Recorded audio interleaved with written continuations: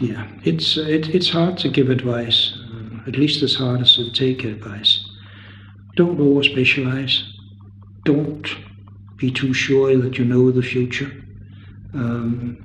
Be flexible. And remember that careers and jobs is a long-term thing.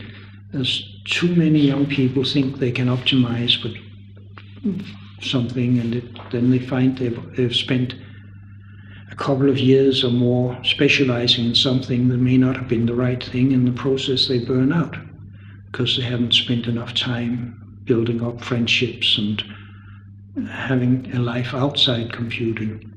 I meet a lot of sort of, I don't know what we can call them, junior geeks that just think that the only thing that matters is their subspecialty of computing, programming or AI or graphics or something like that. And well, it isn't.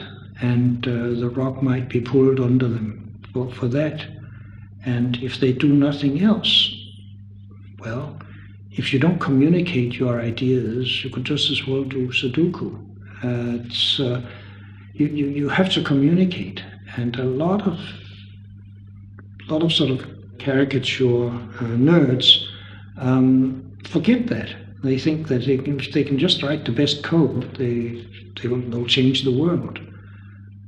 But you have to be able to listen, you have to be able to communicate with your would-be users and learn from them, and you have to be able to communicate your ideas to them.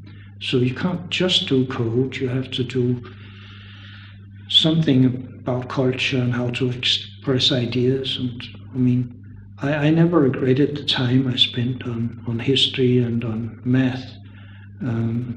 Math sharpens your mind. History gives you some idea of your limitations and what's going on in the world. And so don't be too sure. Take time to have a balanced life, and be ready for the opportunity. I mean, a broad-based education, a broad-based skill set, which is what you build up when you educate. You're basically building a portfolio of skills. Means that you can take advantage of an opportunity when it comes along. You can recognize it sometimes. We have lots of opportunities, but a lot of them we either can't take advantage of or we don't notice. It was my fairly broad education. I'd done standard computer science, I'd done compilers, I'd done multiple languages. I think I knew 24 at the time. And I have done machine architecture, I've done operating systems, and that skill set turned out to be useful.